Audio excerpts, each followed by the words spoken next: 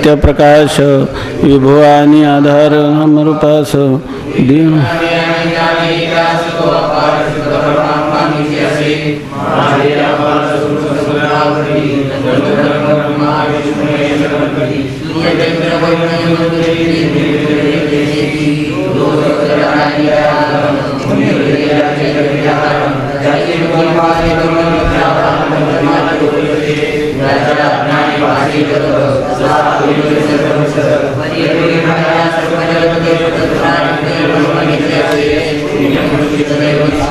बोध प्राप्ती करणे बदाराम तुम्ही चायात्माप्त काम तरी नमन कोणा करावे म्या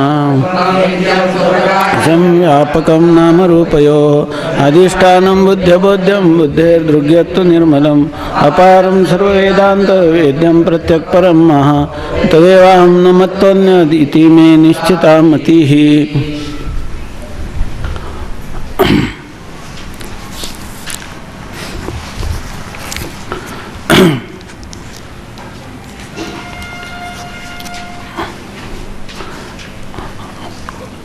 संत सम्राट भगवान ज्ञानोबाराय, वैराग्यराग रसिक जगद्गुरु संत शिरोमणी श्री तुकोबाराय, शांती ब्रह्म श्री संत एकनाथ महाराज, महाराष्ट्रातील सर्व संतांची मांदियाळी, संप्रदायाचं परम आराध्य दैवत श्री पांडुरंग परमात्मा आणि या ग्रंथाची अधिष्ठात्री कर्तृदेवता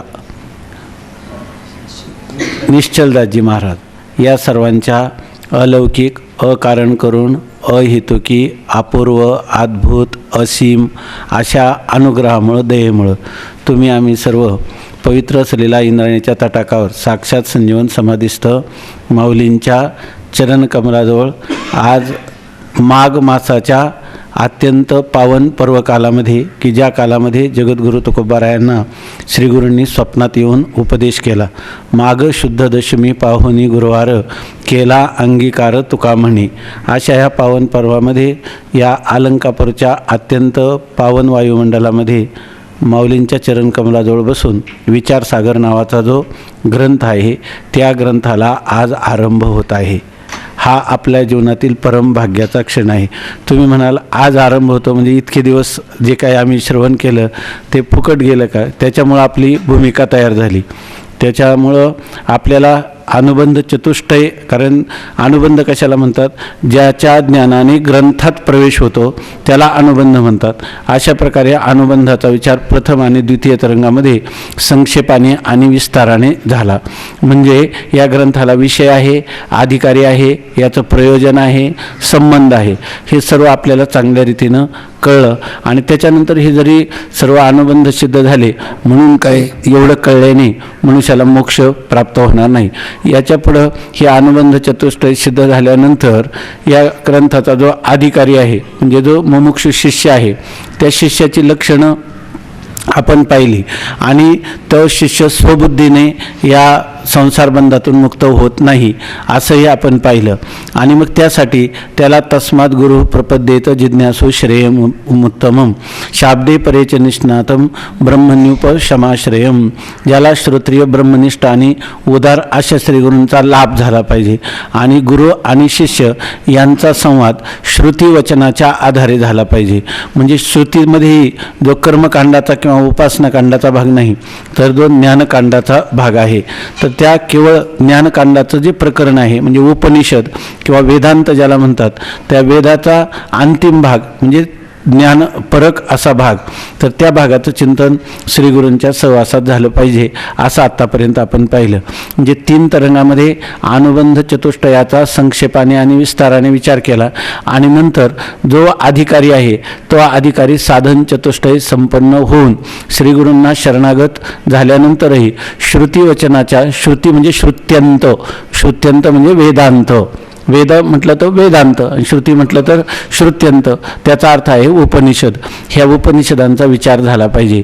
परंतु ज्यांना संस्कृत भाषेचं ज्ञान नाही त्यांना श्रुतीचा, कारण श्रुतीचा जो अर्थ आहे तो प्राकृत भाषेतही सांगितला तरी त्याचं फल काय आहे? दृष्ट आहे.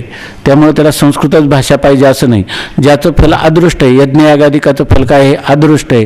त्यामुळे त्या ठिकाणी जे मंत्रोच्चारण आहे ते सर्व संस्कृत भाषेतूनच केलं पाहिजे. परंतु आपलं स्वरूप आहे ते त्या स्वरूपा फक्त आपल्याला अज्ञात आहे. आपला आत्मा हे आपलं स्वतःचं स्वरूप असूनही तो आत्मा मीच आहे अशा प्रकारचा बुद्धीमध्ये दृढ निश्चय नाही. तर आपल्याला भ्रमामुळे मी देह आहे, मी कर्ता भोगता आहे, मी जन्म मरण धर्मवान आहे अशा प्रकारचा जो भ्रम झालेला आहे त्या भ्रमाच्या निवृत्तीचं साधन काय असेल तर त्या ठिकाणी त्या शिष्याने साधन चतुष्टय संपन्न झाल्यानंतर श्रीगुरूंची केलेली शरणागती. आणि ती श्रीगुरूसुद्धा अधिकार संपन्न असले पाहिजे, त्यांना शास्त्रज्ञान असलं पाहिजे, ब्रह्मनिष्ठ म्हणजे ब्रह्मानुभूती असली पाहिजे आणि शिष्याच्या उद्धाराविषयी अंतःकरणात कळकळ असली पाहिजे.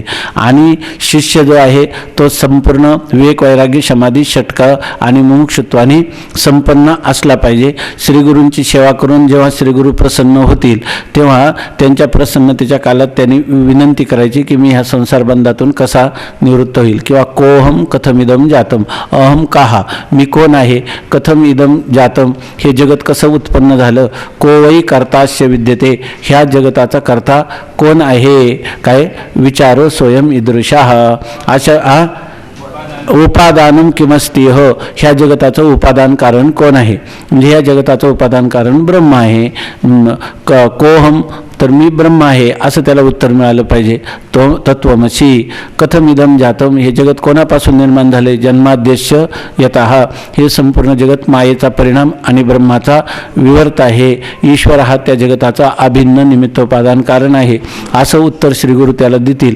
आणि नंतर कथमिदम जातम, काय को वै कर्तास्य विद्यते, ह्या जगताचा कर्ता किंवा देहादी प्रपंचाचा कर्ता कोण आहे, व्यष्टी आणि समष्टी प्रपंचाचा कर्ता कोण आहे, तर तो परमात्मा आहे, ईश्वर आहे असं उत्तर येईल. आणि उपादानम किमस्तिह, उपादान कोण आहे याचं सर्वाचं, तर तुझा आत्माच ह्या जगताचा आधार आणि अधिष्ठान आहे, म्हणजे तुझ्या जगताची कल्पना करणारा तूच आहे या ठिकाणी. आणि ईश्वर कर्तृक जगत आहे हे सुद्धा जाणणारा कोण आहे, तूच आहे.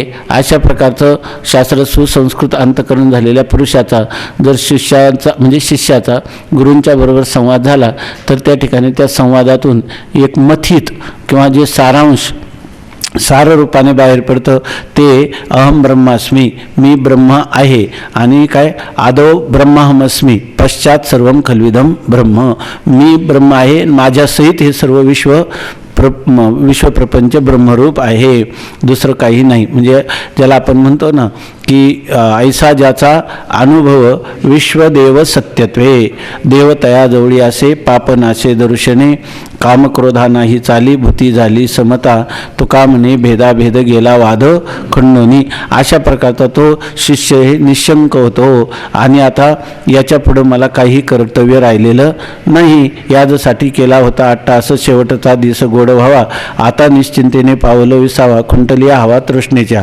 म्हणजे याचा अर्थ मी आत्तापर्यंत अट्टास केला, शेवटचा दिवस म्हणजे मरणकाल नाही, ज्या क्षणी आपल्याला ग्रंथीभेद होईल, आत्मयाचे ठाई देखिजे देहीचा धर्म देही ऐसे देखणे ते पाही अनाहती, ह्या शरीराचा संबंध विच्छेद ज्ञानाद्वारा करणं.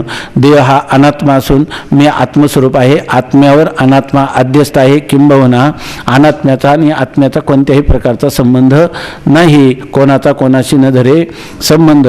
अशा प्रकारचं एकदा ज्ञान झालं की तोच त्याचा काय हे ग्रंथीभेद होणं हाच त्याचा अंतकाल आहे, खरा अंतकाल. ग्रंथीभेद न एव इतरा, ना ग्रंथीभेद होणं हाच खरा अंतकाल आहे. आपण म्हणतो का अंतकाल म्हणजे ह्या शरीरातून प्राणोत्क्रमण होणं, प्राणोत्क्रमण झाल्यावर तर तो विदेहमुक्तीला प्राप्त होत असतोच. पण जीवनमुक्त पुरुषाला ज्या क्षणी मी ब्रह्म आहे असा, माझा आत्मा ब्रह्मरूप आहे असं ज्ञान होईल, जगन्मिथ्यात्वाचं ज्ञान होईल, त्याच वेळेला त्याचा तोच क्षण काय त्याचा खऱ्या अर्थाने अंतकाल. त्याच वेळेला तो देहाधिक प्रपंचापासून मी भिन्न आहे असं त्याला यथार्थ ज्ञान झालेलं आहे. आणि तो क्षण जीवनामध्ये यावा म्हणून आता इथून पुढं गुरु आणि शिष्य यांच्या रूपाने संवाद सुरू होतो. म्हणजे खरा विचारसागराचा आरंभ जो आहे तो आजपासून झालेला आहे. आतापर्यंत त्याची भूमिका सांगितली गेली की जेणेकरून आपल्याला ह्या ग्रंथात प्रवेश करणं आवश्यक आहे. या ग्रंथाच्या द्वारा आपलं इच्छित वस्तू किंवा इच्छित ध्येय, इच्छित गंतव्य आपल्याला प्राप्त होईल अशा प्रकारची जिज्ञासा आपल्याला निर्माण झाली. आता जरी यापूर्वी आपण हे जरी 2 तरंग चांगले कळालेले नसतील, 3रा तरंग तर कळण्याचा नाहीच आहे, तो तर अनुष्ठानाचा आहे, परंतु 4थ्या तरंगापासून खऱ्या अर्थाने ग्रंथाला आरंभ होत आहे. मग ज्या लोकांनी हे 3 तरंग ऐकले नाहीत तर त्यांना आता जरी ह्या पाठाला सुरुवात केली तर त्यांना संपूर्ण विचारसागराचं जे काही चिंतन आहे ते श्रवण करायला मिळू शकतं. परंतु याच्यासाठी जबाबदारी काय आहे आपले विनोदाने सांगतो की आता एक आमचे मित्र आहे, तर ते मित्र दुसऱ्या एका संप्रदायात गेले आणि त्या संप्रदायाच्या गुरुजींनी त्यांना सांगितलं की जर इथे एक शिष्य आला, मला तुम्ही जर मिळवून दिला तर तुम्हाला 20 गोदानाचं पुण्य लागतं. म्हणून त्याने आतापर्यंत अनेक लोकांना विमानाची तिकीटं काढून पाठवले, कोणाला आपल्या जीपनी पाठवलं. आता त्यांनी सर्वात मोठा उपक्रम केला तो म्हणजे असा की एक संपूर्ण ट्रॅव्हल सर्व्हिसची गाडी आहे ना, ती गाडी त्या ठिकाणी पाठवून दिली उत्तरेमध्ये. कारण का एक शिष्याला गोदानाचं पुण्य मिळतं. कोण काय करतात ते मंत्रदीक्षा देतात, तर त्या मंत्रदीक्षा दिल्यावर त्यांना 20 गोदानाचं पुण्य मिळतं. तसं आता आपण हे तर काय आहे, हे जे पुण्य मिळेल 20 गोदानाचं ते ये लोकात सुख देईल का मरणोत्तर अदृष्ट फल देईल? अदृष्ट फल देईल. ते देईल की नाही माहीत नाही. आणि ते कोणत्या दीक्षेचं आहे? मंत्र दीक्षेचं आहे. मंत्र तंत्र उपदेशित आहे, घरोघरी गुरु आहे तर आहे ते नाथ महाराजांनी सांगितलं. मंत्राची तंत्राची दीक्षा देणाऱ्याला जर 20 गोदान केल्याचं पुण्य मिळत असेल आहे की नाही, तुम्ही तर ह्या लोकांना भवबंधातून मुक्त करणार ना. शिष्याशी मिळवी सद्वस्तू दे, सद्वस्तूची प्राप्ती करून देणार, म्हणून त्याच्यासाठी किती पुण्य मिळेल ह्या पुण्याला कोणतीही गणना नाही. भगवंताने सांगितलं की तेही प्राणापरवते आवडती मज निरुते, जे भक्त चरित्राते प्रशंसिते, जे भक्त चरित्राचं वर्णन करतात ते परमात्म्याला जास्त आवडतात. तर जे देवाला देवत्वच प्राप्त करून देतात, म्हणजे शिष्याला काय करतात, देवत्वच प्राप्त करून देतात. भक्ताचं चरित्र किंवा देवाचं चरित्र नाही घात, त्या देवाच्या चरित्राशीच काय करतात, समरस करतात.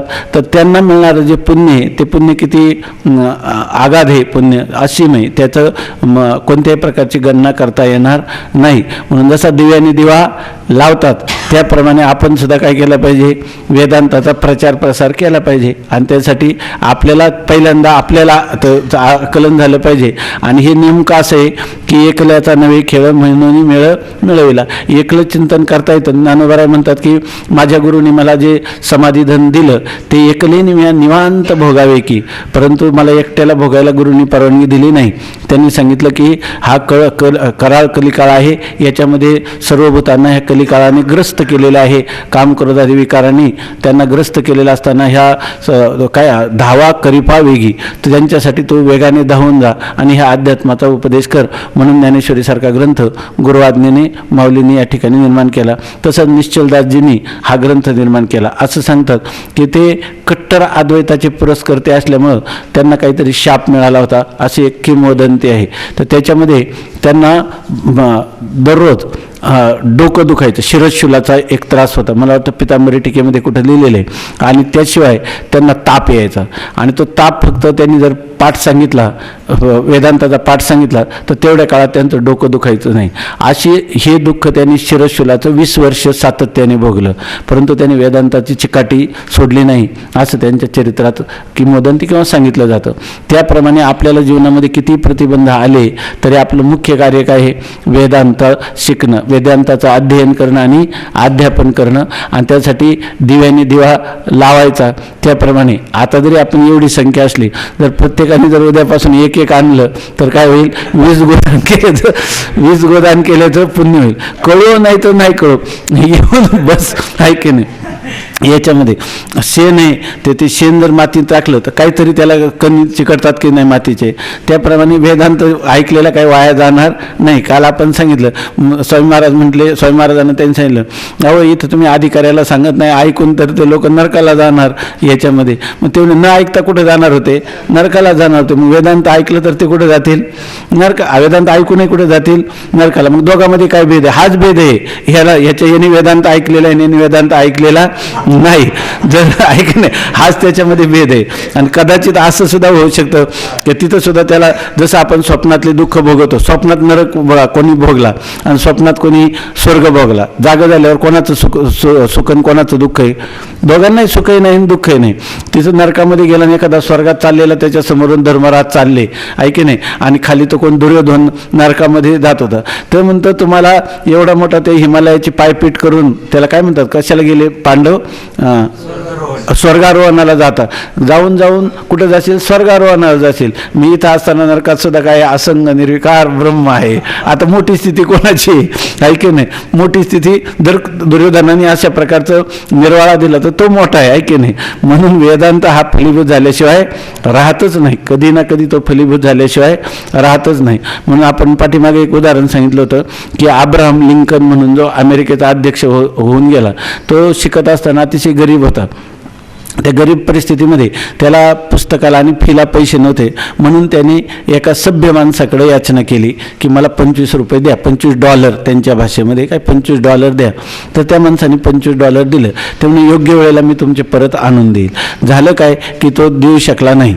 नंतर तो झाला अमेरिकेचा राष्ट्राध्यक्ष, आणि मग त्याला वाटलं आता द्यायला तर काही आपल्याला अवघड नाही. आता अमेरिकेसारख्या जगप्रसिद्ध राष्ट्राचा, एका खंडाचा तो राष्ट्राध्यक्ष झाला. त्याला आठवण आली, कारण बरीचशी माणसं मागं वळून पाहत नाहीत की कुठून आपलं जीवन घडलं, पण त्याला तेवढं कृतज्ञता होती. त्याने मागं पाहिलं तर त्याला आठवण आली की आजपर्यंत हे जे शिक्षणापासून आपली सुरुवात झाली तर ह्या व्यक्तीनं केली. म्हणून ते त्यांच्याकडं ते $25 गेले घेऊन आणि त्यांना पुष्पगुच्छ बरोबर घेऊन गेले. त्यांनी सांगितलं कशासाठी आला? तर त्यांनी सांगितलं हे अशा प्रकारची तुमची मदत आहे, कृतज्ञता म्हणून, आणि हा माझा पुष्पगुच्छ स्वीकार करा. त्यांनी सांगितलं की तो प्रेमाने आणलेल्या पुष्पगुच्छाचा मी स्वीकार करतो, आणि हे जे $25 आहे ते $25 आहेत, तर हे तू तुझ्यासारखं कोणी आढळलेलं असेल तर त्याला तू ते दे आणि त्याची परत घेण्याची अपेक्षा करू नको. तर त्यांनी त्याप्रमाणे केलं. तर ते असं सांगतात की अमेरिकेत आता अब्राहम लिंकन किती वर्षापूर्वी होऊन गेला, तर अजूनही अमेरिकेत ती परंपरा चालू आहे. एक जण एकाला मदत करतो, तो दुसऱ्याला काय करतो? दुसऱ्याला मदत करतो. त्याचं कार्य झालं की तो तिसरा, ते $25 विनिमय अमेरिकेत अजून चालू आहे. तसंच हे वेदांताचा हा काय विनिमय, हा असंच चालू जर राहिला तर सगळं जग काय होईल? एक ना एक दिवस सुखी होईल. बरं, दुसरा मार्ग पण नाही याला.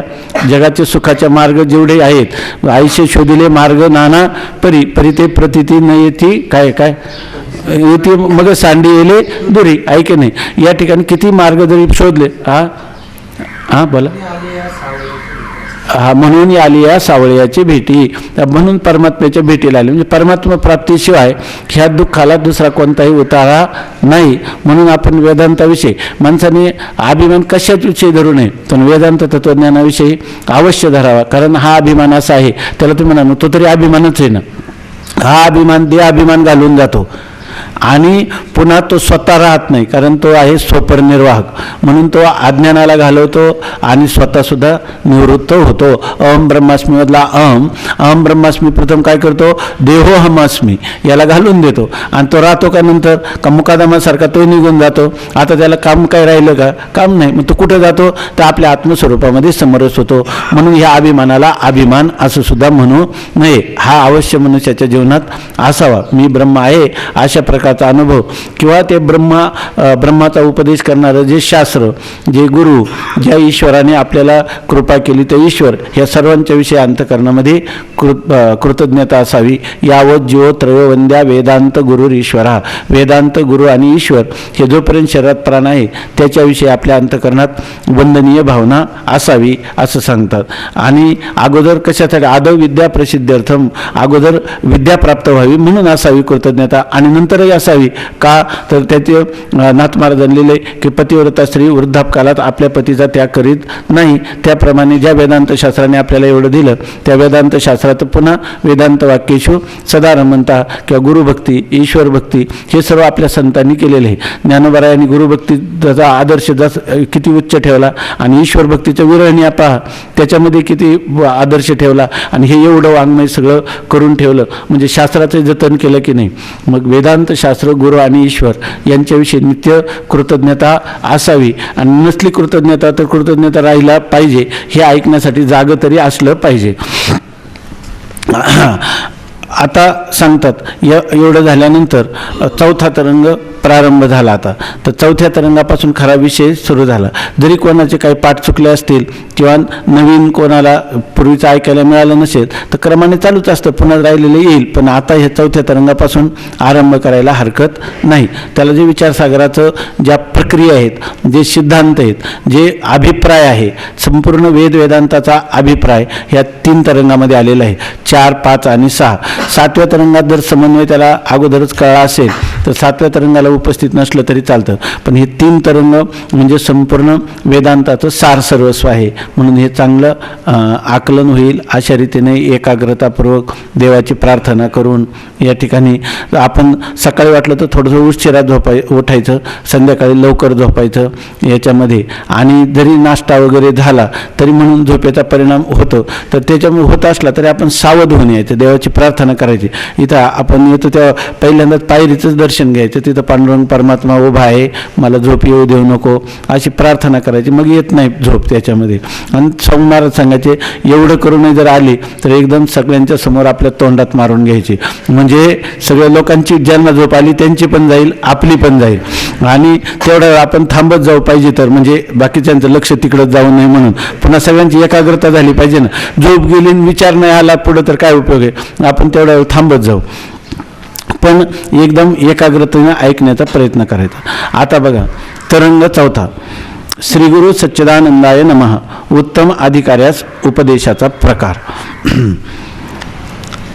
आता या ठिकाणी आपण पाहिलं उत्तम अधिकारी म्हणजे काय, ज्याला सगळा साधन चतुष्टयाने संपन्न आहे, किंवा ज्याला उत्तम अधिकारी म्हणजे त्याची बुद्धी सूक्ष्म आहे, त्याची बुद्धी पवित्र पण आहे, त्याच्या ठिकाणी तीव्रतर मुमुक्षुत्व पण आहे आणि एकाही साधनाची कमतरता नाही. सर्व सामग्री जी ती सगळी सामग्री जुळून आलेली आहे. असा जो उत्तम अधिकारी आहे त्या उत्तम अधिकाऱ्यास उपदेशाचा प्रकार. पहिल्या व दुसऱ्या तरंगात अनुबंधाचे संक्षिप्त व विस्ताराने वर्णन करून तिसऱ्या तरंगात प्रथम गुरुचे लक्षण सांगितले आणि शिष्याने गुरुची सेवा कशी करावी व अध्यात्म विचार कसा करावा हेही सांगितले. पहिल्या दुसऱ्या तरंगात अनुबंध चतुष्टयाचा विचार सांगितला. तिसऱ्या तरंगात गुरुचे आणि शिष्याचं लक्षण सांगितलं. गुरुनी शिष्याचं जेणेकरून कल्याण होईल याच्यासाठी प्रयत्नशील असावं आणि श्रीगुरूंना शिष्याने अधिकार संपन्न होऊन शरणागती करावी किंवा त्यांना विनंती करावी की हा भवबंधातून माझी कायमची मुक्तता करा. हे आत्तापर्यंत विषय झाला. त्यानंतर आता वेदांत विचाररूप शास्त्र गुरु शिष्य संवाद रूपाने सांगण्याकरिता एक कल्पित कथानक मूल ग्रंथकारांनी सांगितले आहे. ते असे आता सांगतात वेदांत. आता इथून पुढे काय झालं, वेदांत विचार सुरू झाला. पण वेदांत विचार हे ज्याचं स्वरूप आहे हे म्हणजे उपनिषद विचार, उपनिषदांचा विचार करणं म्हणजे त्याचं विचार पृथक करणे, त्याचं वेदांताच्या द्वारा पृथक्करण केलं जातं. पृथक्करण काय केलं जातं, आत्मा काय म्हणजे मी कोण आणि अनात्मा म्हणजे माझ्या आत्म्याच्या अतिरिक्त असणारे पदार्थ त्यांचं स्वरूप काय, तर आत्माचे एक त्रिकालाबाधित सत्य आहे, तो चिद्रूप आनंदरूप अद्वैत स्वरूप आहे आणि तद अतिरिक्त असणारं असज्जड दुःखरूप अशा प्रकारचं कार्य जगत आहे आणि त्याचं कारण असणारं जे माया आहे ती सुद्धा ह्या आजचं जड दुःख आणि द्वैताचं बीज रूपाने तिच्यामध्ये आहे. असं आपल्याला वेदांताच्या द्वारा विचार म्हणजे पृथक्करण करता येतं. आणि हे वेदांत विचार रूप श्रवण जे आहे ते गुरु शिष्य संवाद रूपाने सांगण्याकरता आता हेच सांगायचे तुम्हाला. वेदांताचा विचार आत्मानात्म विवेक त्याला म्हणतात. काय म्हणायचं, आत्मा आणि अनात्मा यांचा विवेक. हा विवेक सांगण्यासाठी एक त्यांनी काय केलं, एक कल्पित कथानक. म्हणजे कथानक काय तुम्ही म्हणाल कोणत्या पुराणात आलेलं आहे, कोणत्या पुराणात आलेलं नाही, परंतु ह्या कथानकाच्या द्वारा आपल्याला हा विचार वेदांत विचार करायला अधिक सुलभ जावं किंवा त्याची एक भूमिका, त्याची एक प्रास्ताविक या रूपाने एक आख्यायिका ह्या ग्रंथकर्त्यांनी मनानेच तयार केलेली आहे. म्हणजे तुम्ही म्हणाल का किती साली हे झालं, किती इसवी सनामध्ये झालं, किती शक्य होतं असं सांगता येत नाही, कारण हे घडलंच नाही. ही कल्पना केली, परंतु ती कल्पना करून देखील आपल्याला ह्या कथेचं जे काही अभिप्राय आहे किंवा गूढ रहस्य आहे ते आपल्याला ज्ञात होईल अशा रीतीनं प्रारंभ केलेला आहे एक कल्पित आख्यायिका सांगून. आता वेदांत विचारूप शास्त्र गुरु शिष्य संवाद रूपाने सांगण्याकरिता एक कल्पित कथानक मूल ग्रंथकारांनी सांगितले आहे ते असे. आता बघा, आता कोणती कथा सांगतात तर शुभ संतती राजाची कथा. त्या राजात ही नाव आहे ना, शुभ संतती, पुन्हा त्याची मुलं येतील. त्याचं काय नाव दिलं आहे? पहिल्याचं तत्वदृष्टी, दुसऱ्याचं अदृष्टी आणि तिसऱ्याचं तर्कदृष्टी. नावंसुद्धा आपल्या भारतीय संस्कृतीमध्ये कशी असतात? अर्थपूर्ण अशी नावं असतात. कालच कोणीतरी एक फार सुंदर सांगितलं का मी वाचलं, नावाचं महत्त्व त्यांनी सांगितलं होतं.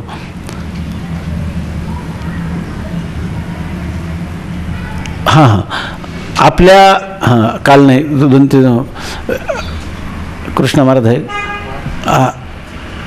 तर कधीतरी आपलं काय 4 वाग दर्शन आहे, ते नास्तिक आहे की नाही? वेदाला मानतंय का? नाही. आणि ते काय सांगतं आपल्याला, शिकवतं काय? यावत जीवन सुखम जीवेत, जोपर्यंत जगायचं तोपर्यंत सुखाने जगायचं. आणि ऋणम कृत्वा घृतम पिवेत, ऋणम कृत्वा माणसाने कर्ज काढावं तूप प्यावं असं सांगतात ना, ऋण काढावं आणि तूप प्यावं असं सांगणारं दर्शन. नास्तिक आहे, वेद मानत नाही. तरीसुद्धा आपल्या भारतात जन्मलेला माणूस कसा उदात्त विचाराचा असतो, किती वस्तुनिष्ठ विचाराचा असतो. त्याचं उदाहरण म्हणजे आपलं 4 वाग दर्शन आहे. तर असं नाही म्हणत की ऋणम कृत्वा, चौर्यम कृत्वा नाही म्हणत, चोरी करा आणि घृतम पिबेत नाही म्हणत. ऋण काढा म्हणजे दुसऱ्याची याचना करून मी तुझे पैसे परत देईल असं म्हणून त्याच्याकडून कर्ज काढा, त्याचा खिसा कापा नाही म्हणत, चौर्यम कृत्वा नाही म्हणत. म्हणजे इतकं त्याला अर्थ आहे आपल्याकडच्या. आणि पुन्हा काय म्हणतो? घृतम पिबेत, तूप प्या म्हणतो. काय नाही, मध्यम पिबेत नाही म्हणत, आहे की नाही? असं आपल्या भारतीय संस्कृतीमध्ये ह्या प्रत्येक शब्दाची योजना करायला सुद्धा किती नास्तिक मनुष्य सुद्धा असं आहे.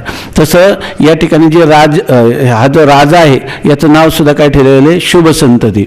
म्हणजे ज्याची संतती, ज्याचं संतान, पुत्र किंवा कन्या, आपण म्हणतो ना काय, कन्या कुळी कन्या पुत्र होती जे सात्विक, तयाचा हरिख वाटे देवा. अशा गीता भागवत करीती श्रवण, अखंड चिंतन विठोबाचे. म्हणजे या ठिकाणी शुभ संतती नावाच्या राजाचं कथा सांगतात. नावसुद्धा त्याचं वेगळं देत नाही, तर शुभ संतती ह्या राजाची कथा सांगतात.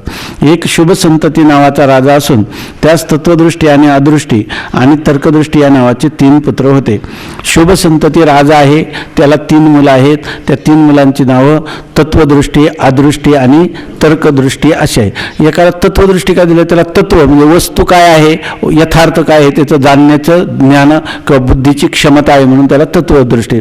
एकाला काही त्याला त्याची बुद्धी तेवढी सूक्ष्म नसल्यामुळे अदृष्टी, त्याला सांगितलं श्रवणामध्ये जरी त्याने ऐकलं तरी त्याची अर्थाकारवृत्ती पूर्णपणे होत नाही, त्याला तो विषय थोडा अनाकलनीयच वाटतो म्हणून त्याला 3 नजर नाही म्हणून त्याला काय म्हणतात?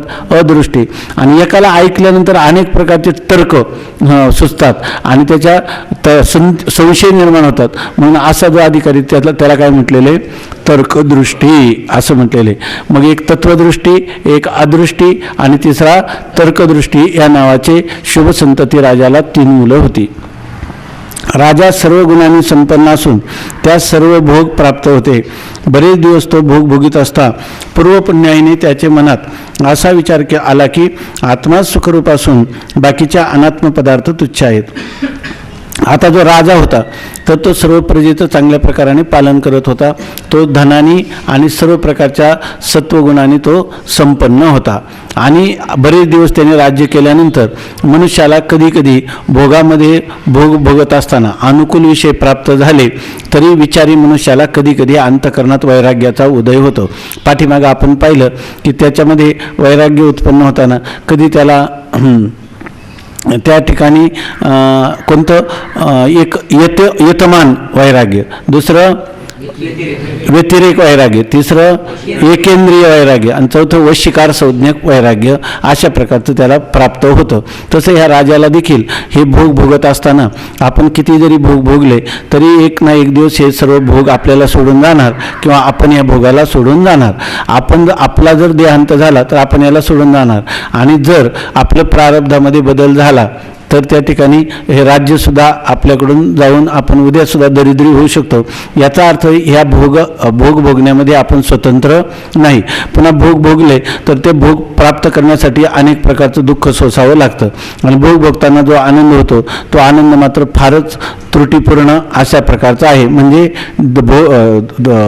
दुःख पाहता दुःख पर्वता एवढे आणि सुख पाहता जवा पाडे अशी याची स्थिती आहे.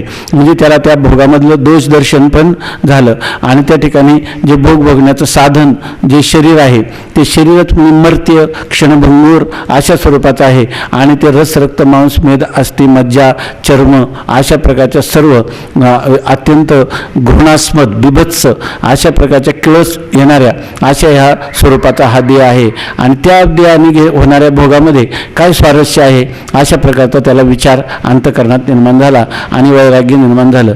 त्यामुळे त्याला वाटलं की ह्या विषयाच्या ठिकाणी सुख आहे हाच आपल्या मुळे काहीतरी भ्रम आहे. आपल्या आयुष्याचा एवढा काळ गेला तरी सुद्धा जगी सर्व सुखी असा कोण आहे किंवा सर्व सुखाच्या अशा जन्म गेला. आपण क्षण एक मुक्ती यत्न नाही केला हिंडता दिशा शिन पावला माया वेष्टीला जीव माझा माझी सोयीत नेनती कोणी काहीच काय न करीती मज वाचुनी इष्ट मित्र सजन सखे येत सुखाची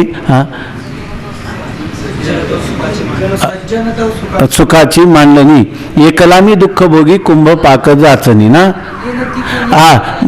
नेनती कोणी आदी अंत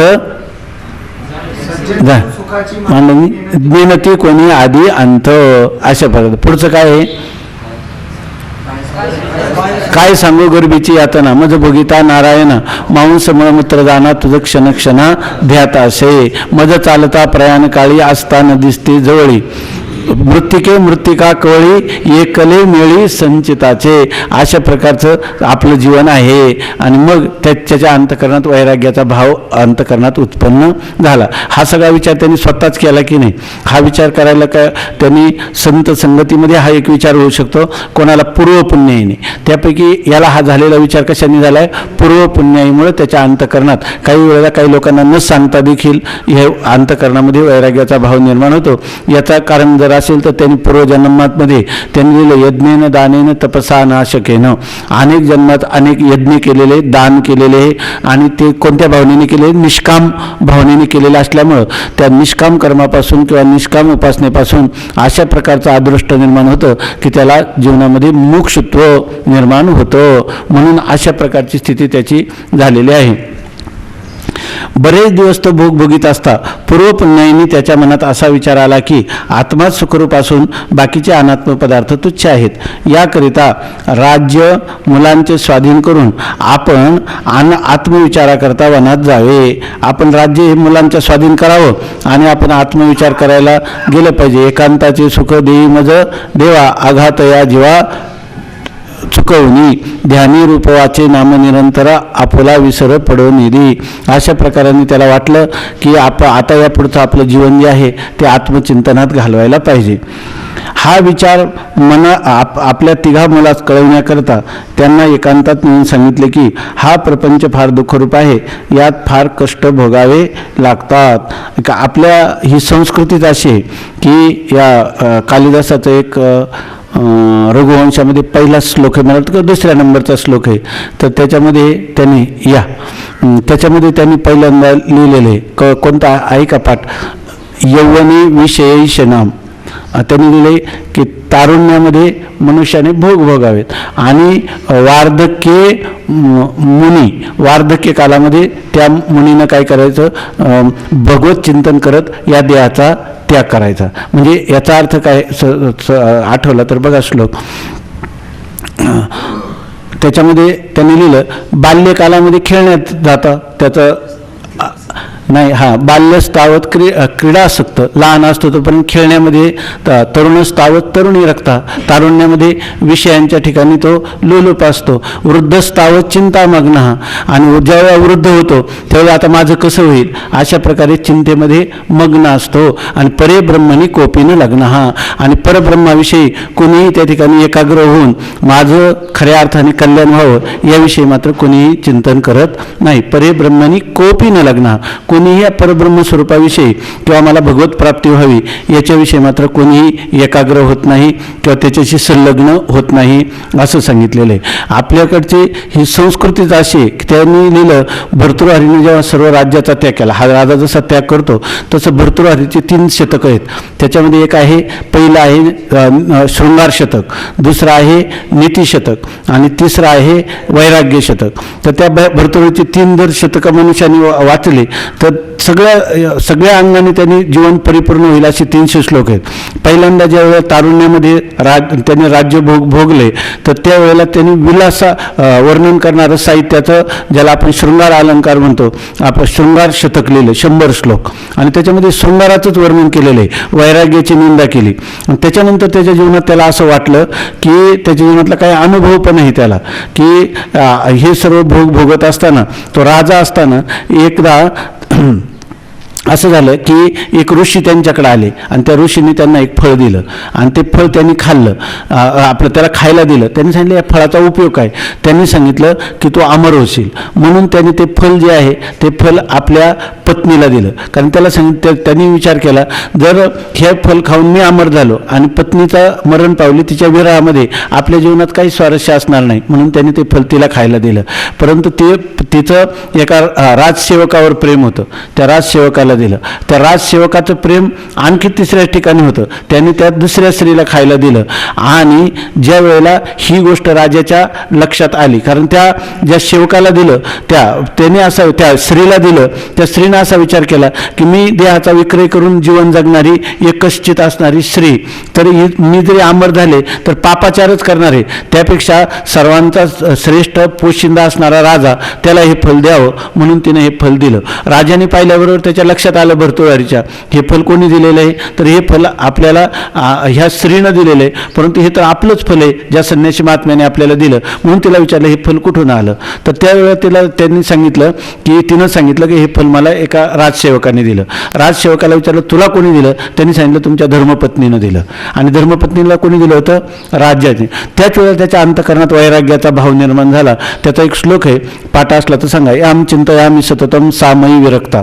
जिथं मी रात्रंदिवस चिंतन करत होतो तिनं तर माझ्याच विषयी वैराग्य धारण केले. सापी अन्य आसक्ता, ती सुद्धा दुसऱ्याच ठिकाणी आसक्त झाली आणि तो सुद्धा 3ऱ्याच ठिकाणी आसक्त झालेला आहे. म्हणून तो म्हणतो धिक्तांच तंच मदनंच इमांच मांच. तो म्हणतो तिचा धिक्कार असो, त्या राजसेवकाचा धिक्कार असो, माझ्या पत्नीचा धिक्कार असो आणि माझा पण धिक्कार असो, हे अशा प्रकारचं ह्या विषयाचं जे स्वरूप आहे, इतकं क्षणभंगूर असताना हे जे विषयातलं प्रेम हे मोहाने युक्त असताना याला मी शाश्वत प्रेम, त्या मोहाचंच नाव ठेवलं, माझ्या जीवनाची धुळदाण झाली. म्हणून त्यांनी तत्काल वैराग्य धारण केलं आणि त्यावेळी त्यांनी वैराग्य शतक लिहिलेलं आहे. दुसरं जे नीती शतकमध्ये लिहिलं, तो म्हणतो जीवनात किती विलास भोगला, परंतु जोपर्यंत आपल्या जीवनामध्ये नीतिमत्ता नाही, म्हणजे जेणेकरून सर्व समाजाच्या आपण त्यांच्याबरोबर व्यवहार करत असताना त्याला एक नियमावली जोपर्यंत नाही, शास्त्राचे नियम तर वेगळे, परंतु जेणेकरून आपल्या याच्यामध्ये सांगितलं धर्म कशाला, धर्मो रक्षते रक्षिता असं जर म्हणतात तर धर्मो धारयते प्रजा. धर्माने काय होतं, सगळ्या प्रजेचं चांगल्या प्रकाराने धारण पोषण केलं जातं आणि हा धर्म कोणता आहे तर नीती धर्म आहे. म्हणून माऊलीने लिहिलं धर्माशी नीतीशी शेष बरी. धर्म आणि नीती या धर्माला जर नीतीचं साह्य असेल, धर्म यज्ञ यागादी करत असाल आणि त्याच्याजवळ नीती नसेल तर त्यांनी सांगितलं तो धर्म विधुर आहे. आणि जर नीतीमान किती मनुष्य असेल आणि त्याला जर भगवंताची भक्ती नसेल तर ती असणारी नीती ती सुद्धा काय आहे, विधुर आहे. धर्माविना नीती विधवा आहे, अशा प्रकारचं वर्णन केलं. म्हणून धर्माशी नीतीशी शेष बरी असं माऊलीनं सांगितलेलं आहे. त्याप्रमाणे ह्या राजाची स्थिती झालेली आहे की जसं भर्तृहरीची स्थिती झाली आणि मग त्यांनी वैराग्य शतक, पहिल्यांदा शृंगार शतक, नंतर शृंगार शतकानंतर नीती शतक आणि वैराग्य शतक. तसंच हा जो शुभ संतती नावाचा राजा आहे त्याला 3 मुलं आहेत.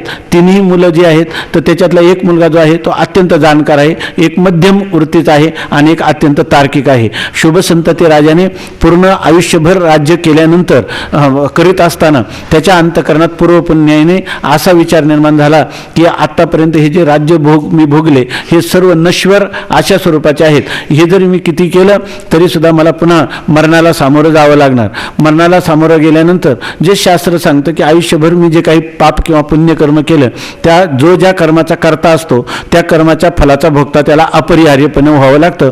हे जन्ममरण परंपरेत मला यावं लागेल, शरीर धारण करावं लागेल आणि शरीर सगळ्या दुःखांचं अधिष्ठान आहे. म्हणून जोपर्यंत ह्या सर्वाला दुःखाला मूळ कारण कोण आहे? आत्मस्वरूपाचं अज्ञान. जोपर्यंत मला आत्मज्ञान होणार नाही तोपर्यंत ह्या दुःखाची परिसमाप्ती होणार नाही. मग याच्यासाठी उपाय काय? आत्मज्ञान करून घ्यावं. आणि म्हणून त्या आत्मज्ञान होण्यासाठी मला एकांतात गेलं पाहिजे. वृक्षवल्ले आम्हा सोयरे वनचरे पक्षी सुस्वरे आळविती येणे सुखे रुचे एकांताचा वास नाही गुणदोष अंगा येत. अशा प्रकारचं काहीतरी एकांतात जाऊन मी चिंतन केलं पाहिजे, भगवत चिंतन केलं पाहिजे. अशा प्रकारचं त्याच्या अंतःकरणात भाव निर्माण झाला आणि म्हणून त्याला वाटलं की आता आपल्याकडे परंपरेनं आलेलं जे हे राज्य आहे ह्या राज्याची व्यवस्था लावली पाहिजे. म्हणून त्याने आपल्या तिन्ही मुलांना जवळ बोलावून घेतलं. अशा प्रकारचा याच्यातलं प्रस्तावना आहे किंवा याचा एक पूर्वपीठिका या तरंगाची, चतुर्थ तरंगाची ते प्रारंभ करतात. बरेच दिवस तो भोगभोगीत असता पूर्वपुण्यने त्याच्या मनात असा विचार आला की आत्मा सुखरूप असून बाकीचे अनात्म पदार्थ तुच्छ आहे.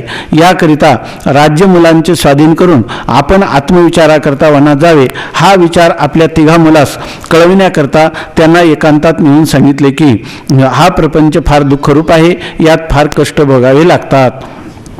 असं आहे की त्याने आपल्या तिघाही मुलांना एकांतात बोलावलं आणि तिघांना एकांतात बोलून त्यांना तो उपदेश करू लागला किंवा आपली स्वतःची अनुभूती जी आहे ती सांगायला लागला. आपल्या उपनिषदा म्हणजे वेदांत संप्रदायामध्ये जर आपल्याला पाहायचं असेल तर ज्या वेळेला वडिलांचं प्राणोत्क्रमण होतं त्यावेळेला काही मंत्र आहेत आपल्याकडं. आता हे विधी सगळे होत नाहीत आपल्याकडं. तर त्यावेळेला त्या पुत्राला बोलावून ते वडील शुद्धीवर असताना त्याला असं म्हणतात की आत्मा वै पुत्र अशी, तू पुत्र नावाचा माझा आत्माच आहे, म्हणजे तू माझंच स्वरूप आहे. आता मी जरी गेलो तरी तुझ्या रूपाने मी काय आहे? अमर धर्मात होणार आहे. पण तुझ्यावर जबाबदारी आहे ती कोणती आहे की या ठिकाणी त्याला पुढे सांगतात की तू साक्षात तद्ब्रह्म साक्षात त्वमासी, ते ज्या ब्रह्म आहे तो अमर धर्मा असणारं जे ब्रह्म तेच तुझं स्वरूप आहे. म्हणजे वडिलांनी मुलांना आपल्या संस्कृतीमध्ये त्यांची इस्टेट देणं हे काही गोष्ट नाही विशेष महत्त्वाची. त्यांना काय दिलं पाहिजे? अध्यात्माचे धडे दिले पाहिजे. म्हणून ते सांगतात मृत्यूच्या काळात वडील त्याला जवळ बोलून सांगतात की ह्याला तू कधीच विसरू नको. तुझा जो व्यवहार आहे प्रारब्ध प्राप्त होईल, परंतु मुख्य गोष्ट काय असेल तर तू ब्रह्म आहेस हे तू कधीही विसरू नकोस असं त्याला उपदेश देतात. त्याप्रमाणे यांनी पण त्या सर्वांना जवळ बोलावलं आणि त्यांनी सांगितलं की मला ह्या तुम्हाला सांगतो की ह्या प्रपंचामध्ये फारच कष्ट आहेत. म्हणून याच्यामध्ये ज्या वस्तू आहेत म्हणजे धनादी ह्या मिळवण्याला कष्ट आहेत, त्यांचं जतन करण्याला कष्ट आहेत, पुन्हा त्या सोडून गेल्या तर त्याच्यामध्ये कष्ट आहे. म्हणून आपल्या भारतीय संस्कृतीमध्ये ही गोष्ट चालत आलेली. आपल्याला माहिती आहे की याज्ञवल्क्यांचा जो उदाहरण आलेलं आहे मला वाटतं बृहदारण्यक उपनिषदामध्ये आलेले आहे. तर बृहदारण्यक उपनिषदामध्ये जेव्हा याज्ञवल्क्याला 2 पत्न्या होत्या आणि याज्ञवल्क्यांनी सांगितलं की आपलं जे त्या 2 पत्न्यांना बोलावलं आणि त्यांनी सांगितलं की माझी जी इस्टेट आहे तुम्ही दोघीजणी वाटून घ्या आणि मग तुम्ही काय करणार? त्यांनी सांगितलं की मला या संसारामध्ये अत्यंत दुःख आहे तर मला शाश्वत सुख मिळवायचं, त्यामुळे मी आता वनांतराला निघून जाणार, मी संन्यास घेणार असं सांगितलं. त्यावेळेला ती काय म्हणते? येन अहम अमृतः नश्याम, मी जेणेकरून अमृतत्व होणार नसेल. म्हणजे तुम्ही काय करता? जे दुःखाला कारण होणारा संसार तो तुम्ही सोडून चालले आणि तो तुम्ही आमच्या गळ्यात घालता. तर अशा प्रकारचं तुम्ही कोण आहात? पती आहात आणि तुम्ही पाती इति पती, जो आमचं संरक्षण करतो त्याला म्हणतात पती, आणि तुम्ही तर दुःख आमच्या गळ्यात देता आणि स्वतः मात्र सुखाच्या शोधात जाता. आम्हाला सुद्धा हे धन नको. अशा प्रकारचा त्यांचा मग संवाद झाला. मग त्यांनी त्यांना आत्मबोध करून दिला याज्ञवल्क्यांनी त्या मैत्रियेला. मग मैत्री त्यांचं आले ना, नवा अरे पत्यो कामाय पती प्रिय भवती आत्मनस्तु कामाय पती प्रिय भवती, नवा अरे जाया ये कामाय जाया प्रिया भवती आत्मनस्तु कामाय जाया प्रिय भवती प्रिया भवती. अशा प्रकाराने तिला उपदेश केला. आणि आत्माच आनंदरूप आहे, जे अल्प आहे त्याच्यात नाल्पे सुखम असते. अल्पामध्ये कधीच सुख नाही. व्यापक आत्मा ब्रह्म तेच फक्त सुखरूप आहे. यो वै भूमा तत्सुखम, जो भूमा किंवा व्यापक आहे तेच सुख आहे अशा प्रकाराने सांगितलं. तसं हा राजा आपल्या तिघाही पुत्रांना समोर बोलवून सांगतो की या ठिकाणी संसारात दुःख नाही. म्हणून रुसलो संसारा सर्प हा विखार पांढरा, तुझशी अंतर रे दातारा या दावेदारा निमित्त. त्या संसाराला तो दावेदार असं म्हणतो. येणे मज भोगविल्या खाणी नसता छंद लाविला मनी, माजलो मी माझे भ्रमणी झाली बोडणी किंवा केली बोडणी विटंबना. अशा प्रकारचं तो ह्या संसाराचं दुःख रूपत्व आपल्या मुलांना सांगत आहे. याकरिता राज्य मुलांचे स्वाधीन करून आपण आत्मविचाराकरता वनात जावे. हा विचार आपल्या तिघा मुलास कळवण्याकरता त्यांना एकांतात नेऊन सांगितले की हा प्रपंच फार दुःखरूप आहे, यात फार कष्ट भोगावे लागतात. यासाठी राज्याचा त्याग करून आत्मस्वरूपाचा विचार करीत राहावे असे मला वाटते. मी आपल्या आत्मस्वरूपाचा विचार करण्यासाठी आता ह्या घरादाराचा त्याग करून हे राज्य तुम्हाला सुपूर्त करून मी जात आहे. राज्याचा त्याग करून बाहेर जाण्याचे कारण माझ्या प्रदेशातील लोक जे संसार दुःख भोगतात तेही मला पाहवत नाही. आणि राजा असल्यामुळं तर त्या राजाचं कर्तव्य आहे की कोणताही कुटुंबवत्सल पुरुष असो किंवा राजा असो, ईश्वराचं सगळं कुटुंब असणारे हे लोक असो, ईश्वराला सर्वांना सुख असं वाटतं, राजाला सर्व प्रजेला सुख असं वाटतं. कुटुंबवत्सल अशा कोणत्याही गृहस्थी पुरुषाला आपले सगळे कुटुंबातलं सुख नांदावं अशाच प्रकारचं वाटत असतं. आणि तो म्हणतात की मी इतके प्रयत्न करूनही माझ्या प्रजेतल्या लोकांकडे पाहिलं तर सर्वच्या सर्व लोक आहे संसार दुःख भोगताना दिसतात. ज्यांच्याजवळ पुष्कळ ऐश्वर्य आहे किंवा ज्यांच्या हाती मोठी सत्ता आहे त्यांना विचार शून्य लोक थोर मानतात. लोकांचं एक समज पडलेली हे रूढी जगा परिचार की ज्याच्याजवळ मोठं ऐश्वर्य धन घरादारादी असतील तो मोठा आहे असं म्हणतात. पण हे कोण मानतात? विचार शून्य लोक जे आहेत त्याला मोठं मानतात. पण मला तर त्यांचे सर्व ऐश्वर्य दरिद्र्यापेक्षाही दरिद्री आहे असे वाटते. लोकांना वाटतं ऐश्वर्य, पण मला तर ते काय वाटतं ते लोक तर अतिशय दरिद्री आहेत असं मला पाहून त्यांच्याविषयी सुद्धा दया येते. स्वामी महाराजांनी एक दृष्टांत दिला की एक राजा जो आहे तो राजा स्वारी करायला चालला होता दुसऱ्या राज्यावर आणि एक भिकारी रस्त्यामध्ये बसला होता. तर तो भिकारी आडवा आला आणि त्या अंबारीवर राजाची मिरवणूक चालली होती आणि त्यांनी काय केलं, हात वर केला आणि त्याच्याजवळ जे काही 10 पैसे भिकेत मिळाले होते ते त्याला द्यायला लागला. तर त्या लोकांनी त्याला दूर करण्याचा प्रयत्न केला. राजांनी सांगितलं काम नेमकं काय चाललंय? त्याने काय नाही, एवढे 10 पैसे तुम्हाला मदत द्यायची. त्यांनी बाजूला त्याला ठेवून दिलं. दुसऱ्या दिवशी त्याला परत बोलावलं आणि त्याला दरबारात विचारलं की तू काय 10 पैसे का देत होता? म्हणजे काही नाही, तुम्ही दुसऱ्या राज्यावर स्वारी करायला निघाले याचा अर्थ तुम्ही भिकारीच आहे, तुम्हाला काहीतरी कमी पडतं तर आपल्यातर्फे थोडी मदत करायची म्हणून मी देतो. म्हणून ते म्हणतात की दारिद्र्यापेक्षाही हा काय आहे, दरिद्री आहे असं विचारवानाला वाटतं. यासाठी सर्व राज्यवैभव सोडून आत्मसुख प्राप्ती करता मला एकांत स्थानी जावेसे वाटते. तो आत्मसुखाच्या प्राप्तीसाठी मी आता एकांताचा मार्ग धरतो. बापाने आपल्या ऐश्वर्याचा विभाग करून पुत्रास द्यावा, नाहीतरी बापाच्या पश्चात मुलांमध्ये कलह मानतात. पित्याचं कर्तव्य आहे की मुलांच्यामध्ये व्यवस्थित वाटणी करून द्यावी. म्हणून मी राज्याचे विभाग करून तुम्हा तिघास देत आहे. ते आपापले विभाग घेऊन सुखाने राज्य करा. मी मात्र या दुःखरूपी राज्याचा त्याग करून नित्य आत्मसुखाच्या प्राप्तीकरता वनात जातो. तुम्ही तुमचा विभाग मी तुम्हाला करून देतो आणि मी जंगलामध्ये निघून जातो आत्मचिंतनासाठी असं सांगितलं. राजाचे पुत्रही फार विचारी होते. आता ते राजाचे पुत्र होते, विचारी राजाचे पुत्र सुद्धा विचारवान होते. त्यांनी एकांतात जाऊन असा विचार केला की ज्या अर्थी स्वतः बापच हे सर्व राज्य दुःखरूप आहे असे सांगतो आणि राज्याचा म्हणजे त्या दुःखाचाच विभाग आम्हास करून देतो, याचा अर्थ दुःख तेवढे आमच्या गळ्यात अडकवून आपण मात्र आत्मसुखाची इच्छा करीत आहे, याला काय म्हणावे? आता ते वडिलांचे ते म्हणतात, वडील म्हणतात की संसार दुःखरूप आहे आणि तो त्याची वाटणी आपल्यामध्ये करून देतात आणि स्वतः मात्र सुखासाठी निघून जातात. आता याला काय म्हणावं असा विचार चालला.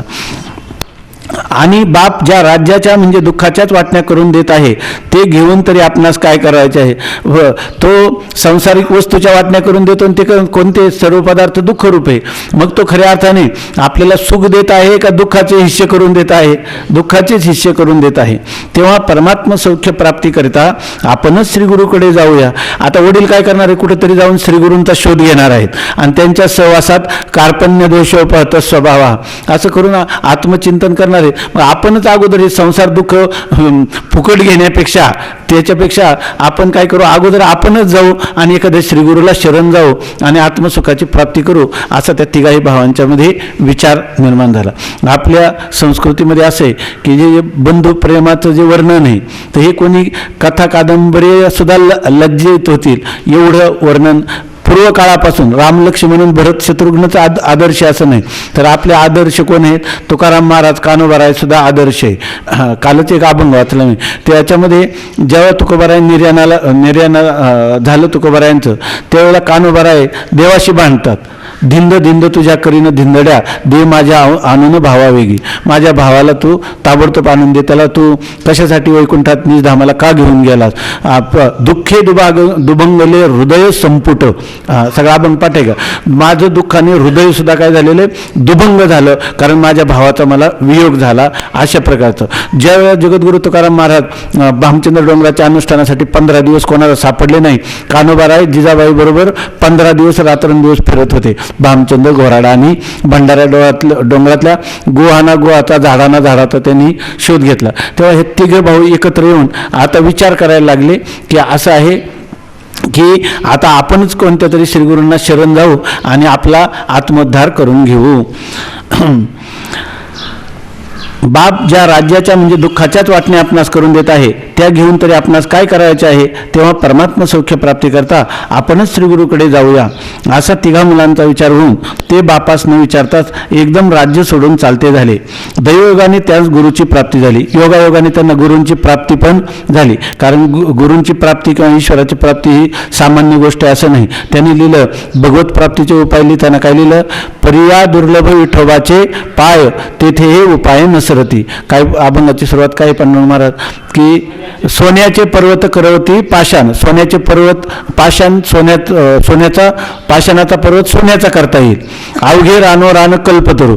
सगळ्या रानामध्ये आपल्याला कल्पतरूच्या बागा निर्माण करता येतील. परी हे दुर्लभ विठोबाचे पाय, तेथे हे उपाय नसरती. अशी जशी गोष्ट आहे तशी ईश्वर प्राप्तीपेक्षाही श्रीगुरु प्राप्ती ही त्याच्याही पेक्षा कठीण गोष्ट आहे. म्हणून या ठिकाणी सांगितलं की ह्या मुलांनी विचार केला आणि ते गुरूंच्या शोधात निघाले, पण त्यांचं पूर्वपुण्य फळाला आलं आणि त्यांनाही गुरु पण प्राप्त झाले.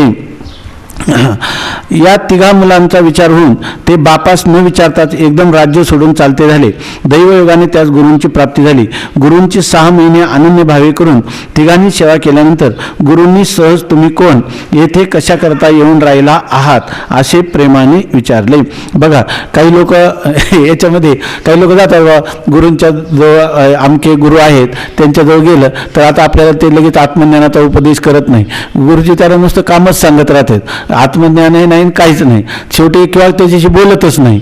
ते असं करता करता त्याला वाट पाहतो 2 दिवस 4 दिवस, नंतर त्याला वाटतं की आता इथं राहून काय 6 महिने गेले. पण तो पण जाता जाता एक उपचार म्हणून त्यांना विचारलं पाहिजे म्हणून विचारायला जातो की गुरुजी आता निघालो. का निघालो? तर ते म्हणे काय 6 महिने झालं, काय माणुसकी आहे की नाही? एक शब्दाने सुद्धा विचारलं नाही. मध्ये मी काय आजारी पडलं, कुठं काय अनेक प्रसंग आले, मधुकरीचे आले, कधी विचारलं का तरी काही सुख दुःख काही नाही. ज्याच्याजवळ हृदयच नाही तर याच्याजवळ राहून तरी काय उपयोग आहे? म्हणून तो जायला नाही. तर अरे तसं नाही, मला काय कल्पना, तू आता तुम्ही काही केलं तरी मी राहणार नाही. पण हे 6 महिने राहिले, गुरूंनी काही विचारलं नाही तरी सुद्धा त्यांच्याजवळ 6 महिने राहिलं. म्हणून काय संतापाशी भाऊ असावे मर्यादा, फलकटाचा धंदा ओरफोडी, तुकाराम महाराज म्हणतात त्याप्रमाणे.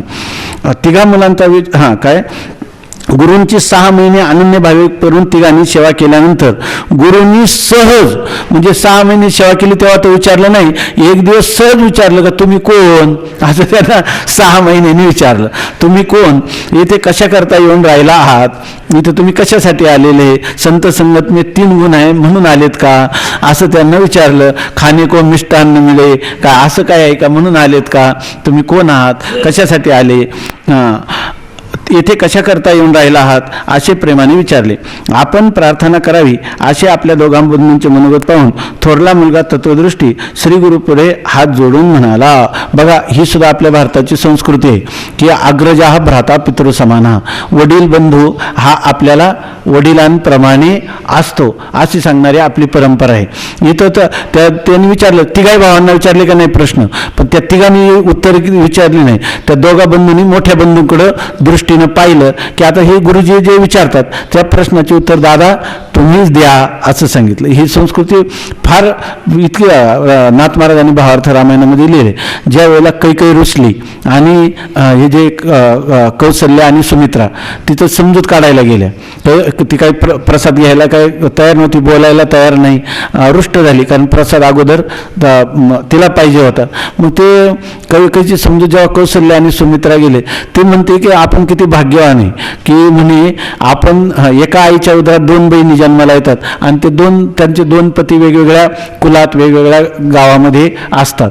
आपण वेगवेगळ्या आईच्या उदरात जन्माला आलो आणि सगळ्यांचा पती मालक कोण आहे, आपला एकच आहे, हे तुझ्या कसं लक्षात येत नाही, असं तिला परोपरीनं ते सांगण्याचा प्रयत्न करतात.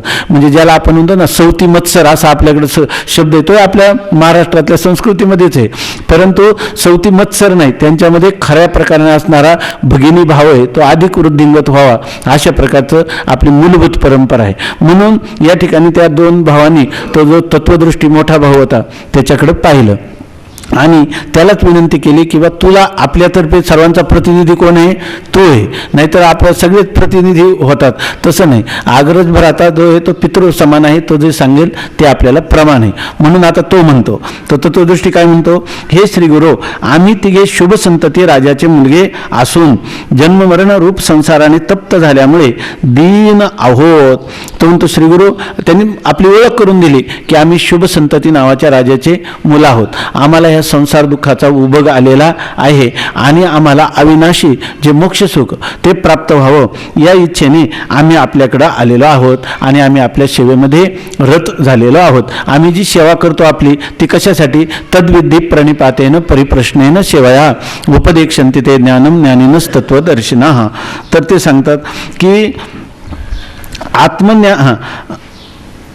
याकरिता आत्मस्वरूप प्राप्तीची इच्छा धरून आपली सेवा करीत आहोत. ती सेवा म्हणजे तनु अर्पणाचा प्रकार, मन अर्पणाचा प्रकार, वाचा अर्पणाचा प्रकार. तनु मनु जीवे चरणाशी लागावे, अगर्वता करावे, दास्य सकळ, हे सगळं त्यांचं करून झालेलं आहे. म्हणजे ह्या विचारसागरामध्ये एवढं तरी एका जीवनात 6 महिने तरी माणसाला सेवा घडावी, एवढं तरी ह्या विचारसागराचं प्रामाण्य आपण लक्षात ठेवू. म्हणजे 6 महिने तरी माणसाने गुरुचा त्याग करू नाही, 6 महिने तरी थोडंसं धीर धरावा, आहे की नाही. अशी शिष्यांची प्रार्थना ऐकून, कारण लोक म्हणतात 6 महिन्यापर्यंत विचारसागरात वाचल्यामुळे केलं, पण 7 महिने झाले, 8 झाले तरी कुठे. अरे तसं नाही, त्या ठिकाणी कालेन परिपच्यन्ते कृषी कर्मादयो यथा, असं पाहिलं पाहिजे. आत्मज्ञानाविषयी तुम्हाला जे पाहिजे ते याकरिता आत्मस्वरूप प्राप्तीची इच्छा धरून आपली सेवा करीत आहो. अशी शिष्यांची प्रार्थना ऐकून श्रीगुरूंनी कृपा करून सांगितले की आत्मज्ञानाविषयी तुम्हाला जे पाहिजे ते विचारा. गुरूंना विचारायचे प्रश्न कशाविषयी विचारायचे, आत्मज्ञानाविषयी प्रश्न विचारायचे. दुसरं काही मला धन धान्य वाढावे, संतान गृही व्हावे, धनधान्य अशी इच्छा गुरूंच्याकडे करू नये. करायचं मोठं मागायचं आहे की नाही, या ठिकाणी छोटं कशाला मागायचं, जे आपल्याला कायमचं निहाल करील असं जे आत्मज्ञान आहे त्या आत्मज्ञान प्राप्तीची इच्छा श्रीगुरूंकडे करावी, त्याच्याच प्रश्न विचारावे. हे ऐकून श्रीगुरूंनी कृपा करून सांगितले की आत्मज्ञानाविषयी तुम्हाला जे पाहिजे ते विचारा. स्वामी महाराज आहेत ना, ते ज्या वेळेला त्यांनी घरदार सोडलं वयाच्या 22व्या वर्षी आणि त्यांना फक्त समाधान पाहिजे म्हणे. भारताच्या 2 फाळण्या झाल्या पाकिस्तान, त्यामुळे त्यांना खूप असमाधान झालं. ते गेले रेल्वेखाली आत्महत्या करायला विसापूरला आणि तिथून ते रेल्वेजवळ आल्यावर त्यांना एक प्रमाण आठवलं की मरण मागे तो गाढवाचा बाळ, असं तुकाराम महाराजांचं प्रमाण आठवलं. तर ते म्हणे रेल्वेखाली कशाला जायचं, त्यापेक्षा आपल्या जीवनाचं कल्याण करावं. ते रेल्वेवर आडवे झोपलेले उठले आणि त्याच गाडीत बसले आणि केडगावला गेले. ते केडगावला त्या काळात नारायण महाराज म्हणून एक मोठे सिद्ध पुरुष होते, त्यांच्याजवळ ते राहिले. त्यांच्याजवळ राहिल्यावर त्यांनी सांगितले तू कशासाठी आला, ते म्हणे काही नाही, मला फक्त समाधान पाहिजे आणि असं समाधान मला काही संसारामध्ये पुन्हा देशसेवेत समाधान वाटेल, त्यासाठी मी जेल भोगली पण मला काही समाधान मिळालं नाही. देशाला स्वातंत्र्य मिळालं पण माझ्या आईचे 2 तुकडे झाले, मग आता मला त्याच्यात समाधान वाटत नाही. मी आत्महत्येचा प्रयत्न केला, त्याच्यातूनही सावरलो, आता तुमच्या चरणाजवळ आलो, तुम्ही मला समाधान प्राप्त करून. ते होईल समाधान. समाधान काही सोपं नसतं, काही साधना करावी लागते. ते म्हणजे तुम्ही सांगाल ती साधना करू. त्यांनी सांगितलं त्यांना गुरुचरित्राची 108 पारायणं करायला. मग ते लगेच त्या उंबराखाली बसले, 108 चरित्राची पारायणं केली, सगळं झालं. नंतर 4 महिन्यानंतर गुरुजींनी विचारलं काय तुला आता बरं वाटतं ना? ते म्हणजे बरं तर नाही वाटत, पण पूर्वी आलो होतो त्याच्यापेक्षा जास्त असमाधानी झालो. जसं दिगंबर महाराज म्हणतात ना, शिबिरात जाऊन काय झालं ते पहिलं बरं होतं म्हणे, फारच कंटाळवाणं झालं म्हणतात. आता खरं कंटाळवाणं व्हायला नाही पाहिजे, कारण मी रस घेतला नाही त्याच्यामध्ये, म्हणून तसं वाटतं त्यांना. पण असो, तर त्याच्यामध्ये ते म्हणले की मला पूर्वीपेक्षा असमाधान जास्त झालं. मग ते म्हणजे का बरं झालं? तर त्यांनी सांगितलं असमाधान झालं तर समाधान तुला हे सर्व करून जर होत नसेल तर तू आमचं गिराईक नाही. आम्ही या ठिकाणी जे लोक काही सत्यनारायण करतात, लग्नानंतर कोणाला काही संतती पाहिजे, कोणाचे कोर्टाचे खटले काय, तर असे निर्णय इथे होतात. आम्ही दत्ताची उपासना करतो त्याप्रमाणे होतात. तुला जे समाधान पाहिजे ते ज्ञानेश्वर महाराजांच्या जवळ मिळेल, ते काय आमच्याजवळ हे नाही. म्हणून ते त्या ज्ञानोबारायांच्या जवळ आले. स्वामी महाराज सांगायचे, आपले तात्या पण सांगत असतात. तर ते स्वामी महाराज आले, समाधीला कवटाळलं आणि 2 दिवस घाटावर राहिले बिना अन्नाचं, आणि सारखे रडत राहिले. ज्ञानेश्वर महाराजांनी त्यांनी एवढीच प्रार्थना केली की मला चांगल्या गुरूंच्या सांभाळी घाला तुम्ही, अशा प्रकारे प्रार्थना केली. नंतर प्रसंगाचं 2 दिवसानंतर इथले जे ब्राह्मण आले, त्या ब्राह्मण हे जे बगाराम जोशी म्हणून आता वारले ते त्यांचे वडील, त्यांनी विचारलं का रे बाळ तू का रडतो? तर त्यांनी सांगितलं असं मला समाधान पाहिजे आणि मी असं 2 दिवस इथं आलो आहे केडगाववरून, पण मला काही इथं व्यवस्था नाही. मग त्यांनी त्यांच्या घरी नेलं, त्यांना काही जेवण वगैरे घातलं आणि त्यांनी त्यांच्या गुरुजींची भेट घालून दिली. तर त्या गुरुजींनी त्यांना पहिला प्रश्न विचारला, अरे बाळ तू इथं कशासाठी आला? तर त्यांनी सांगितलं की मला फक्त समाधान पाहिजे. समाधान म्हणलं, त्यांना इतकं गाढ आलिंगन दिलं.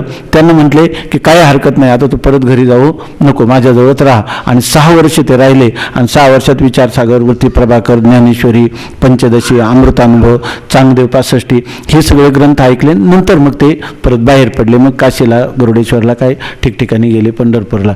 पण त्या गुरुजींनी त्यांना आलिंगन दिलं, कारण गुरुजींना बाकीचे सगळे प्रश्न विचारणार आहेत, पण आत्मसमाधान पाहिजे हा प्रश्न विचारणार कोणी भेटत नाही. म्हणून त्यांनी गुरुजींना ज्या शंका विचारायच्या त्या कोणत्या संबंधाने विचारायचे, मला आत्मसमाधान कसं प्राप्त होईल हे त्यांना विचारावं. तर सांगतात, अशी शिष्याची प्रार्थना ऐकून श्रीगुरूंनी कृपा करून सांगितले की आत्मज्ञानाविषयी तुम्हाला जे पाहिजे ते विचारा. तुमच्या मनातील सर्व संशय जाऊन तुम्हास परमानंद प्राप्त होईल. आत्म्यासंबंधाने जे काही शंका असतील त्या सर्व तुम्ही मला विचारा, तुम्हाला समाधान प्राप्त होईल. याप्रमाणे श्रीगुरूंची आपल्यावर असलेली कृपादृष्टी पाहून त्या तिघा राजपुत्रास फार आनंद झाला. आता श्रीगुरूंनी आपल्याला अंगीकार केला आहे. तसं तुकाराम महाराज म्हणतात ना, परमात्म्याने किंवा श्रीगुरूंनी अंगीकार केला तर काय, तर श्रीगुरूंनी अंगीकार केला तर काय, कृपादृष्टी निहाळिले आपल्या पदी बैसविले, ऐकी ना. आणि जर ईश्वराने अंगीकार ज्याचा केला नारायणे, निंदतेही त्याने वंदे केली, ऐकी नाही. कानोपात्राचा अंगीकार केला तर आज आपण कानोपात्राच्या वृक्षाचं काय करतो, दर्शन घेतो. आजयमेळाचं सुद्धा काय भागवतामध्ये चरित्राचं वर्णन करतो. अशा प्रकारचं त्यांना आनंद का झाला? अशा प्रकारच्या श्रोत्रिय ब्रह्मनिष्ठ आणि उदार श्रीगुरूंनी आपला अंगीकार केला. आपण गुरुंना माझं म्हणण्यापेक्षा गुरु काय म्हटले पाहिजे, तू माझा आहेस असं म्हटले पाहिजे. हे त्याच्यातलं विशेष आहे.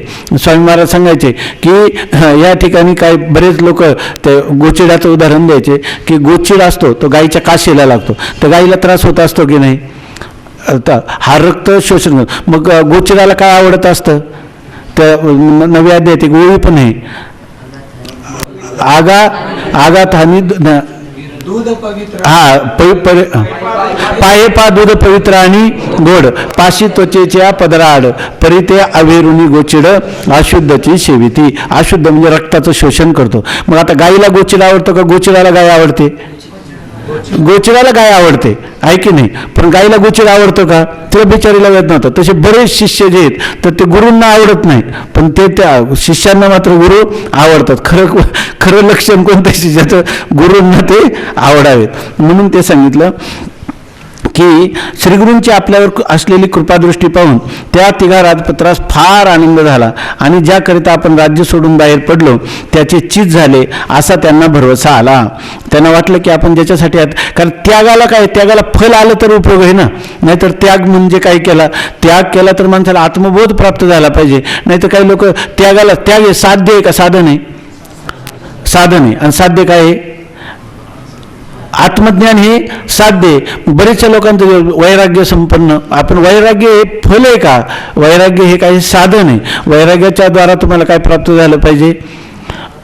आत्मज्ञान प्राप्त झालं. आत्मज्ञान प्राप्त झालं का मग वैराग्य हे साधन जे आहे ना ते सुद्धा माऊलीने दिले. काय वितरागते सारिका जोडून ठेविला सखा, जो आगयाची भूमिका सवय चालले, सगळ्याबरोबर चालतो. पण ज्यावेळेला तो आत्मानंदाच्या साम्राज्यावर आरूढ होतो त्यावेळेला माऊलीने दिले वैराग्य हातीला हळूची ठेवी, असं लिहिले की जसा एखादा चिलखत वाघनख्या घालून डोक्यावर शिरस्त्राण घालून एखादा सैनिक युद्धाला जातो आणि ज्यावेळेला तो युद्ध जिंकतो त्यावेळेला काय करतो तो ते सगळंच्या सगळं वाघनख्यान ते तसंच जपून ठेवतो का घरी आल्यावर उतरून ठेवतो सगळा सरंजाम. तसं जे वैराग्य आपण आतापर्यंत जतन केलेले त्या सर्वांचा तो काय करतो परित्याग. हळूची ठेवी म्हणजे नकळत ते गळून जातात, नाही की नाही. आपण जसं घरामध्ये दुरून आलो की आपल्याला कळत सुद्धा नाही बटणं कशी काढली, उकाडा होतोय तर दिली खुंटेला टांगून शर्ट, असं आपल्याला कळत सुद्धा नाही. तसं त्याला त्या वैराग्याबद्दलचा अभिनिवेश केव्हाच निघून जातो. म्हणून हे साध्य नाही, हे काय आहे? साधन. आणि ते जे भाग्यवान शिष्य आहेत ते म्हणतात की आपण ज्याकरता राज्य सोडून बाहेर पडलो त्याचे चीज झाले. नाहीतर लोक राज्यात आपण सगळ्यांचा त्याग करायचा घरादाराचा आणि मठमठिकामध्ये जर राहिला ऐक ना, त्याचा जर व्याप जर त्याला असला तर त्याला काय लाभ झाला? फार काही लाभ झाला असं म्हणता येत नाही. ज्याकरिता आपण राज्य सोडून बाहेर पडलो त्याचे चित झाले असा त्यांना भरवसा आला. आणि श्रीगुरूस आत्मज्ञानाविषयी प्रश्न विचारण्यास प्रथम तत्वदृष्टीने आरंभ केला. आणि त्यांनी काय ठरवलं आता की यापुढे आपण श्रीगुरूंना आत्मज्ञानाविषयीचे प्रश्न विचारायचे. खऱ्या अर्थाने आतापर्यंत विचारसागराचा आरंभ सुरू झाला नाही. 3 महिने काय झाली? प्रस्तावना झाली. आणि आता उद्यापासून शास्त्रारंभ होत आहे, ऐक नाही. शास्त्राला आरंभ आता जे शिष्य प्रश्न विचारतील गुरूंना इथून पुढे वेदांत विचाराचा खऱ्या अर्थाने प्रारंभ झाला. पुंडलिक वरदा हरी विठ्ठल. श्री ज्ञानदेव तुकाराम ज्ञानेश्वर महाराज की जय.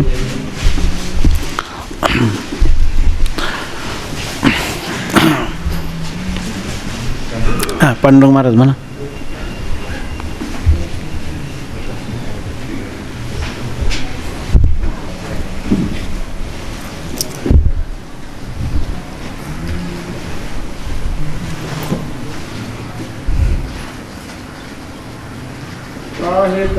त्राहे सोडवी अनंता, त्राहे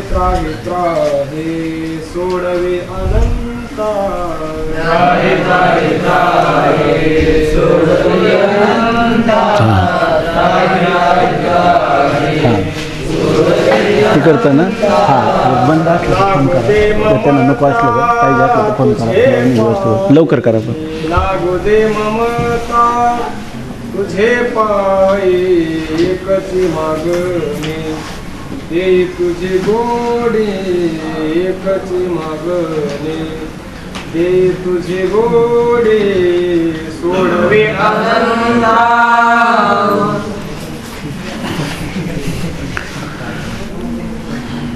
लागू दे ममता तुझे पायी, लागू दे ममता तुझे पायी एकची मागणी, दे तुझी गोडी एकची मागणी, दे तुझी गोडी. नलवे आवडे आणि कांती, नलवे आवडे आणि कांती एकची मागणी, दे तुझी गोडी एकची मागणी, दे तुझी गोडी. नलवे आवडे आणि कांती, नलवे आवडे आणि कांती एकची मागणी, दे तुझी गोडी एकची मागणी, दे तुझी गोडी.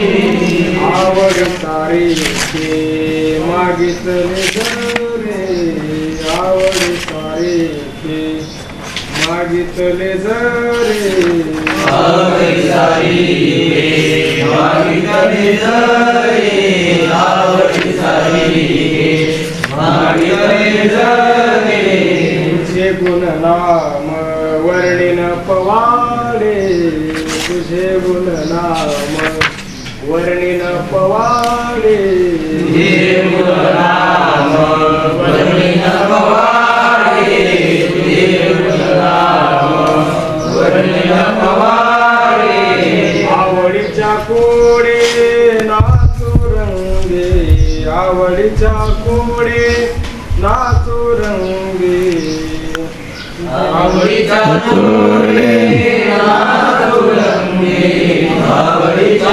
कोडे नाचू रंगे एकची मागणी दे तुझी गोडी एकची मागणी दे तुझी गोडी एकची मागणी तुझी गोडी एकची मागणी तुझी गोडी बापा विठ्ठलराया हेची देदान बापा विठ्ठलराया हेची देदान बाबा विठुराया हेची दान बाबा विठुराया हेची दान ती चरण तुमचे ते जोड